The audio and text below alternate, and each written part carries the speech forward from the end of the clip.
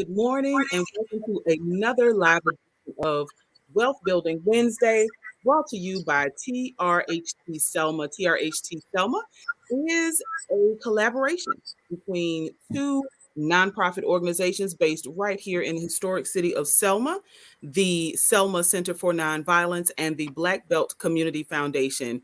Those organizations, or we, come together to produce TRHT Selma. TRHT Selma is funded by the W.K. Kellogg Foundation.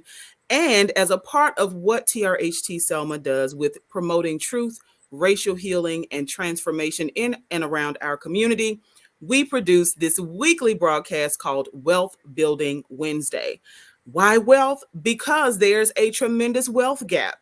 Our country is living while some of us are living check to check or don't even have a check, there are others, 1% of our population, that hold the majority of the wealth, over 75% of the wealth. So we want to spread that wealth around, not in a socialist style, but helping people put on those boots, pull up the bootstraps, learn the facts so that we can make rational and righteous decisions as we grow our generational wealth. So welcome and good morning. Good morning to Tiffany Smith and all of those who are logged in. Y'all tell a friend to tell a friend. We're going to have a great time because I am super excited to have this beautiful lady who happens to be my soror. She is an outstanding person, all around beautiful on the outside and the inside. Miss Helene Felton is with us. She is a local realtor who is not representing her company, but giving us advice. Listen, expert advice. Miss Felton, how long have you been in the industry? Well, first, thank you, my sweet Sora Lydia, and good morning to all of you that are viewing and listening. My name again is Helene Felton, and I have been doing this for 14 and a half years. July will be 15 years. Yes.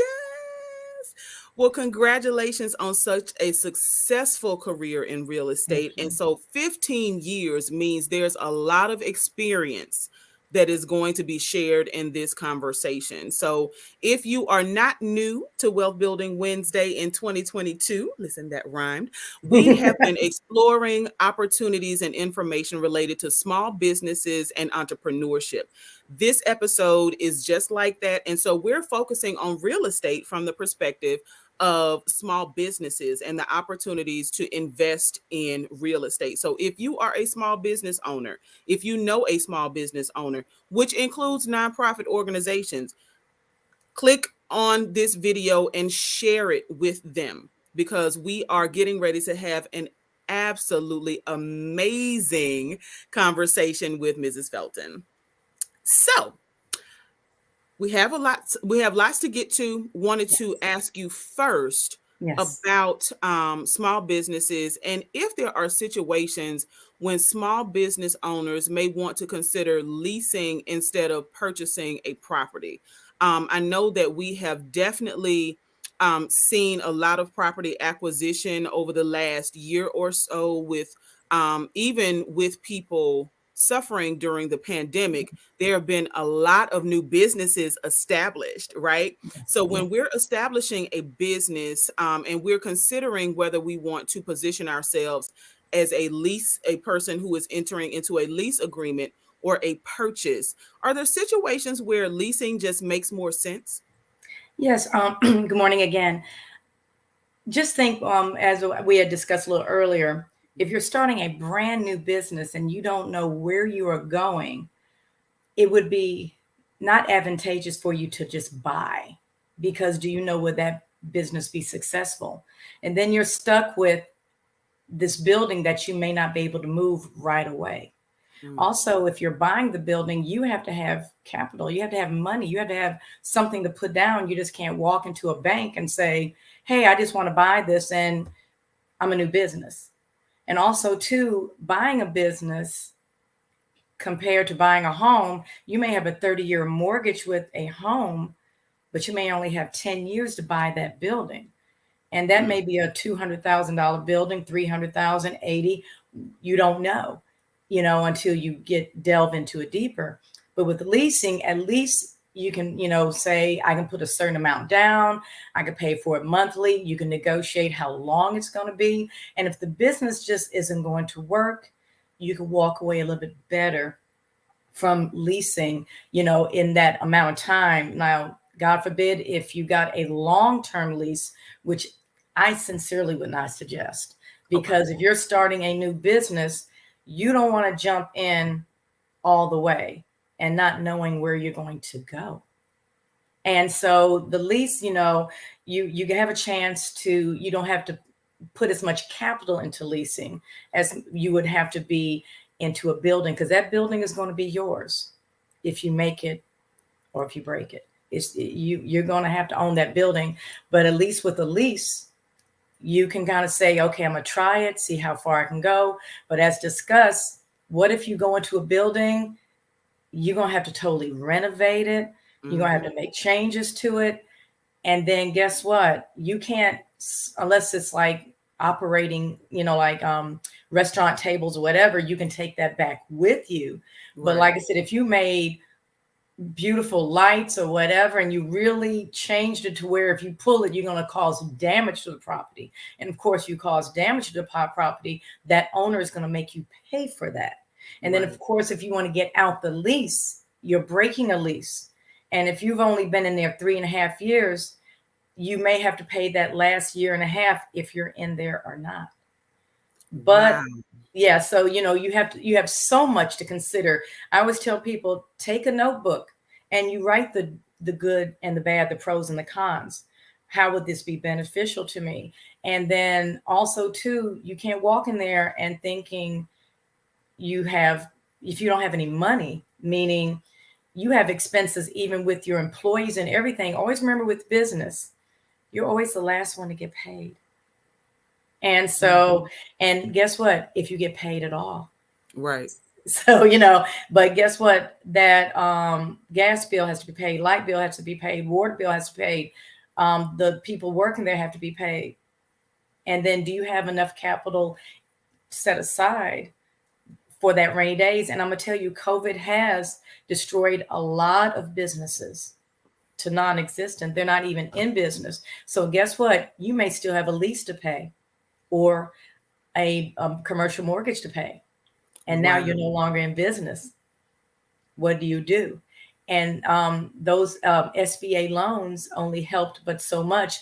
They do not help with renovations and things like that. Now, SBA loans will help you to buy, but it's very limited on what you can do. And they usually like established businesses as well. So you got to do your pros and cons. At least with leasing, you don't have to put up as much money Hmm. as well if you do to buy. But also, if you do renovations to a leased property, that now belongs to the owner of that building.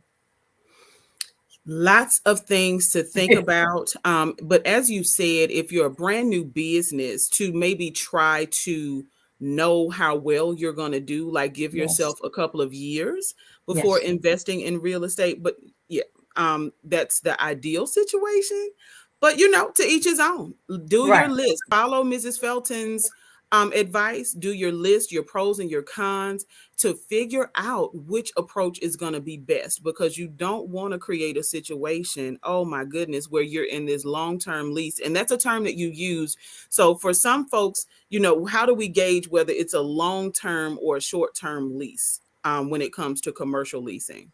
Well, that's going to be up to the owner, because Okay. like look at the former Winn Dixie that Hmm. was on Highland. They were, I think, 20 plus years.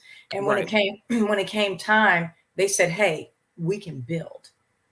And when I think when Dixie and the owner could not come to the meeting of the mind, when Dixie says, we got this, and they built. And Mm. sometimes you can be penny wise and pound foolish, meaning I would rather have a little something than all of nothing. So if someone told me they can't increase the money or whatever, but they could still stay or where they're at, I'd rather kind of suck it up and take that than you leave. And now I'm getting Nothing. absolutely nothing. And that's what happens with a lot of business owners. They may think, hey, I can wait for the next person. But when you have a 15,000 square foot building, not everybody can jump in there and rent from there, because I can't even imagine what that rent is, Right. and how much to go in it. So, and then also, like I said again, you're looking at long term and short term, and how are you going to do? How, what kind of business are you choosing? Is that business conducive? You know, you may be a good cook, and honey, everybody loves your cooking, but now you've opened it, and is anyone going to support you? Right. And so you have to be, and you know, and location, it is true. Where are you Yes. putting this business? You Right. know, and then I have seen businesses that have been in the worst locations, but they thrive because of notoriety and Hmm. reputation, and Yes. people will be willing to go anywhere to that business. But if you're new to the business, I mean new to the area, or new, just establishing your business, and you're looking for the most affordable, and I understand that, I respect it, but then you choose a location where no one's going to come, there's no parking, Yeah. you know, and you lose, and then you're out, and then there's almost no second chance, because once you try and no one comes, what makes you think there'll come a second chance, you know, second try? So you really have to, it's more than just saying I'm gonna buy a building. What is this building going to make, and how Right. am I going to make it? And sometimes, like I said, you want to put that toe in the water before you jump in, because it may be all ice. Absolutely. So now, what are some basic things that a small business owner will need to have if their goal is to purchase real estate? Purchasing, or even leasing, I would even suggest, just for anybody in business, Hmm. you got, of course, one of the crucial things is a lender. Who is your lender going to be? And not all mortgage companies and banks want to delve in commercial.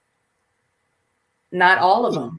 I'm dealing, I is something as a blessing that I have dealt with everything almost you're asking, like nonprofit, businesses. I'm even dealing with somebody that wants to buy multiple houses on one pot land, and I just knew this one lender would help, and she says no, we don't deal with that, and she gave me other lenders that possibly can help. You don't have to always go with your lender that you work with at your bank. If they're not giving you what you need, and they're not saying the numbers you want to hear, you can go elsewhere. Honey, I tell anyone, a bank wants you. Their objective is to get your business. But if they're not swooning you and sweet talking you like you want to hear it, go to the next one. So a good lender, and someone, and you want to stay, I would almost suggest, almost stay with, I mean, have multiple, like let's say you get your foot in the door with certain banks, but if you have Hmm. one good lender that knows you and knows you're good for it, every time you approach them, maybe with another business, they'll be more than likely help you than someone that doesn't know you, even if you're established, that's Okay. small or large. Then the next thing you got to have is a good CPA. Okay. You got to, because they're going to help you and tell you what moves to make based on your finances. So if you don't have a CPA, you're kind of going out there blind and thinking, you know, as they say, we don't know it all. So having a good lender, CPA, and honestly, you need an attorney, a good Mhm. attorney. And I always tell people, all attorneys not created equal, like all doctors aren't created equal. Like you're not going to go for a broken foot to a cardiologist. So you may have corporate lawyers, divorce lawyers, there are all kind of lawyers. Make sure this is a lawyer that understands business and how to make sure, like, you know, for LLCs, corporations, whatever, how to make Mhm. sure your money is right. So you have to find a lawyer that is going to be specific for you in business, not just your best friend that you grew up in high school and now they have a law office and you're going to go in that route. And then the person that's going to help you buy, your Yeah. broker, your agent, that person, you have to sit down and talk, tell them what you need, tell them, you know, what is your interest. And honestly, now we're in a small community of Selma, Mhm. but you have bigger communities that's all they do is commercial properties. Someone only does land, somebody only deals with buyers, someone only deals with sellers. But in Selma, with threshold. Anything that comes across that door, we got to take. We're not in that position for me just to say, oh, I just work with selling houses and that's all I work with sellers.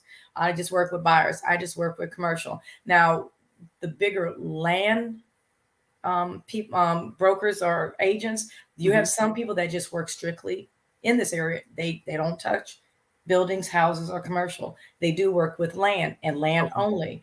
But some of us do work all of it, and some of us can push that expertise on commercial. But you make sure you have a good game plan. You talk with your broker.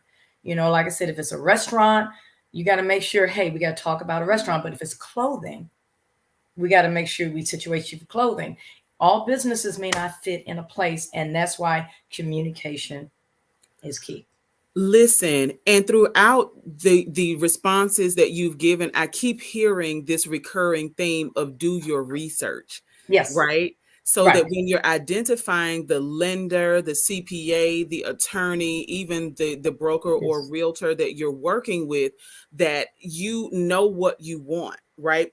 Because when I tell you that there are attempts for people to start businesses and you may want to say open a bar, but if it's within, depending on what the ordinances are in your township or your city, then you won't be able to, like, if there's a church, I know in Selma, I think is within 100 feet or like Yes, close by, you can't get a liquor license. So you can't, investing in a building that is on property that is too close to a religious institution would be, kind of self-defeating because you've paid money now for a building that you won't be able to use to bring your dream to fruition. So right. do your research, y'all. Yeah, zoning is so important. Even dealing with private, someone just buying a home. I deal with a lot of people who want to buy a manufactured home or have it, and they'll say, "Help me." And I was like, "Okay." There are restrictions, covenants, and Hmm. everything. And that's the same thing with businesses. Just because you can buy it and just because it's yours, don't mean you can necessarily do what you want. Right. And zoning, like even me, I'll do my best. I have helped, when people said I want to buy this, but Helene, I want to make sure, what can I do?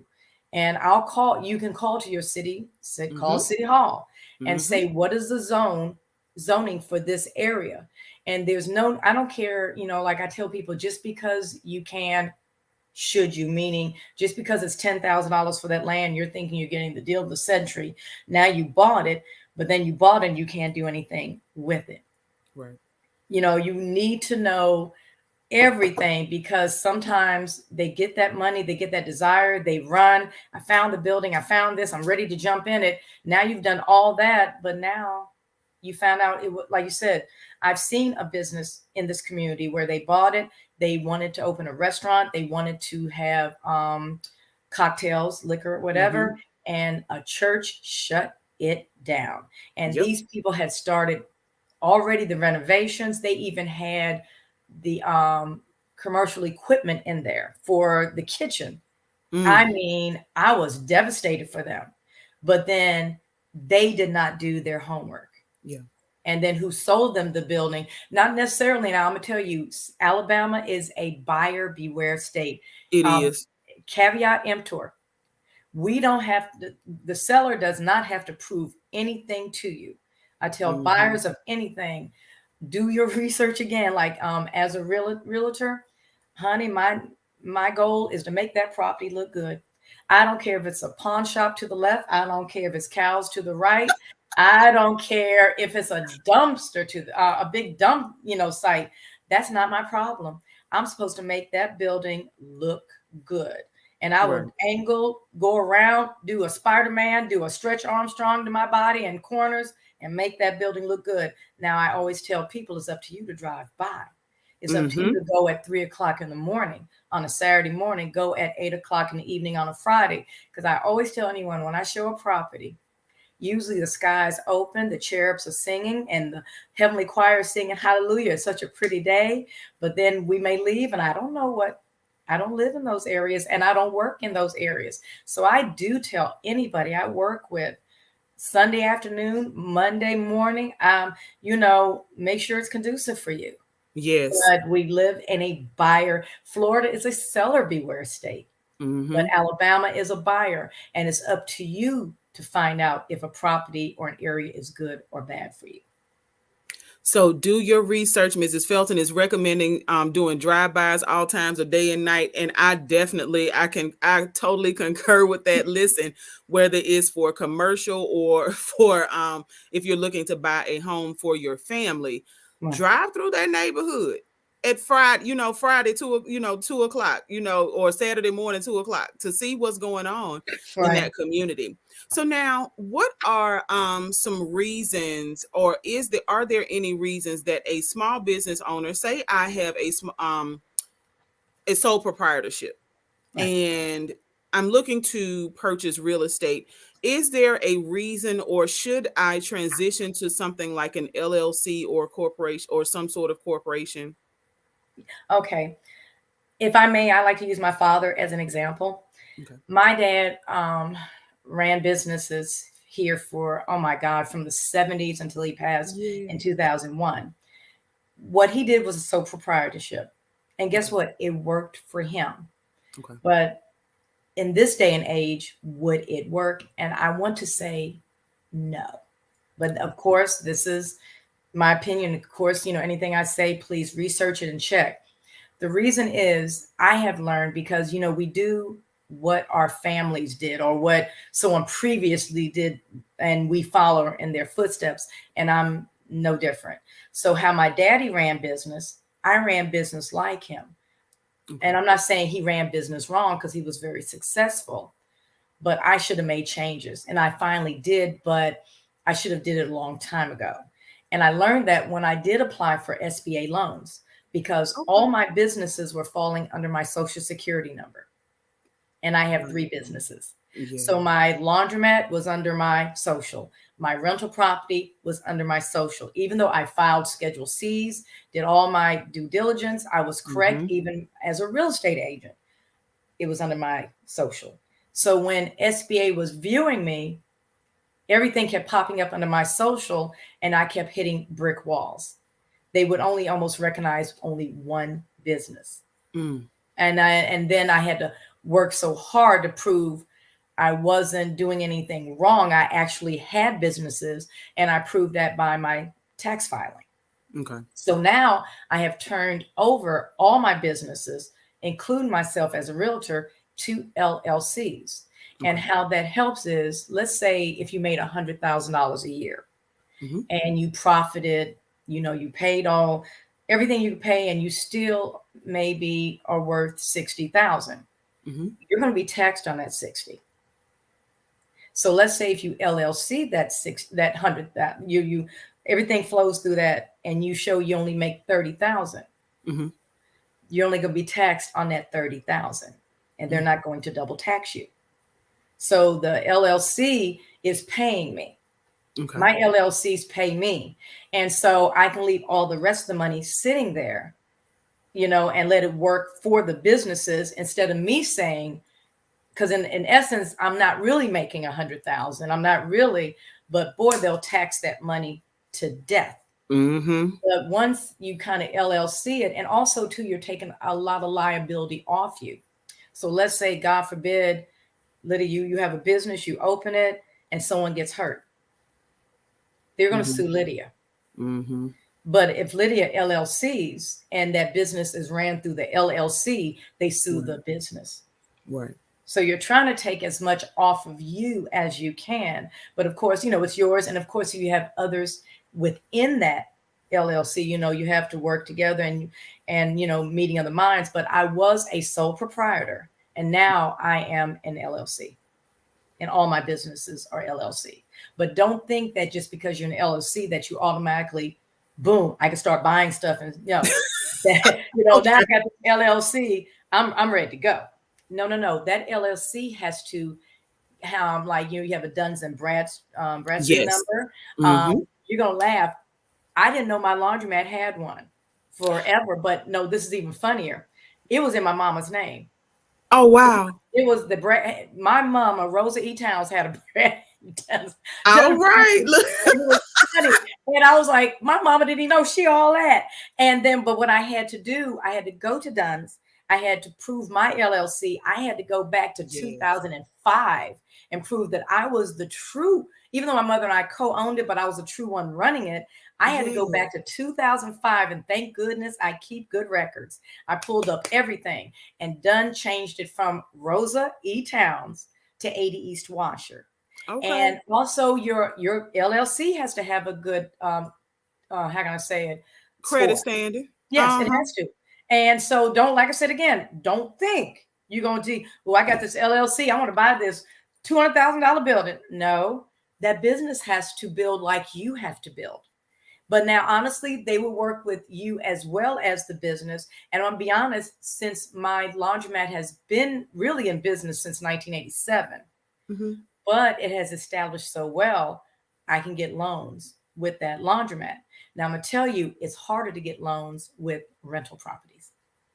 It's Mm. almost like it's a business, but not a business, believe it or not. It's like, yes, you're making money, you're making income. Yes, you're paying money and taxes, but Hmm. you can't. You can't. So it's harder. Wow. It's harder. So an So now that LLC is good. so that definitely speaks to the impact that purchasing real estate can have on a small business.